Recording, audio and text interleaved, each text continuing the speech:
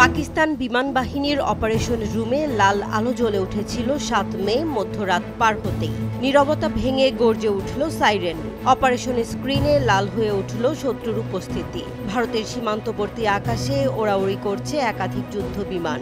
Chief air marshal জাহির সিন্ধু গদির পাশেই ছিলেন, শুয়েছিলেন না, প্রস্তুত ছিলেন। হুঁশিয়ারির মুহূর্তেই তিনি নির্দেশ দিলেন যে 10C গুলো আকাশে ওঠাও, নিশানা রাফাল। এই বিমান আগে কখনো কোনো যুদ্ধে ভূপাতিত হয়নি, কিন্তু ইতিহাস বদলাতে চলেছে। পাকিস্তান প্রতিশোধ নিতে নয়, প্রস্তুতি নিয়ে লড়ছিল। ভারতের পেহেলগাম হামলার পর নয়াদিল্লি যখন রাগে ফুঁসছিল, ইসলামাবাদ ঠান্ডা মাথায় গড়ে তুলছিল আধুনিক কিল চেইন নেটওয়ার্ক।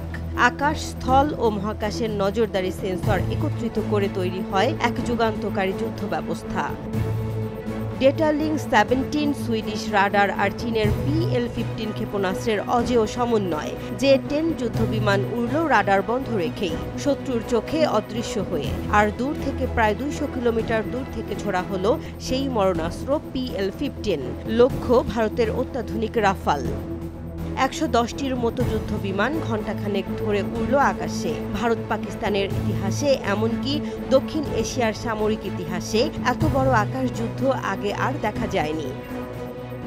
চীনের তৈরি যে-10 যুদ্ধবিমান এক বা একাধিক রাফাল ভূপাতিত করেছে। ভারত স্বীকার না করলেও ফরাসি বিমান বাহিনীর প্রধান জানিয়েছেন তিনি একটি রাফাল এবং আরও 2টি ভারতীয় যুদ্ধবিমান ধ্বংসের প্রমাণ পেয়েছেন। রাফাল ভূপাতিত হতেই ঝাঁপিয়ে পড়েছে প্রতিক্রিয়া। দাসো এভিয়েশনের শেয়ার পড়ে যায়। ইন্দোনেশিয়া ভাবছে যে-10 কেনার কথা। এ যেন সামরিক শকওয়েভ। পশ্চিমাদের প্রযুক্তি আত্মবিশ্বাসে বড় ধরনের আঘাত। কেন এই পরাজয়? ভারতীয় কর্মকর্তারাও স্বীকার করেন এটা প্রযুক্তির লড়াই নয়, সিচুয়েশনাল অ্যাওয়ারনেসের লড়াই। যার কাছে তথ্য ছিল সেই জিতেছে। ভারতের পাইলটরা ভুল তথ্যের কারণে মনে করেছিল তারা নিরাপদ দূরত্বে আছে, কিন্তু পাকিস্তানের হাতে ছিল দীর্ঘ পাল্লার ক্ষেপণাস্ত্র, ছিল চীনা সহযোগিতা, ছিল ডেটা লিঙ্কের সুইডিশ রাডার সংযুক্তি।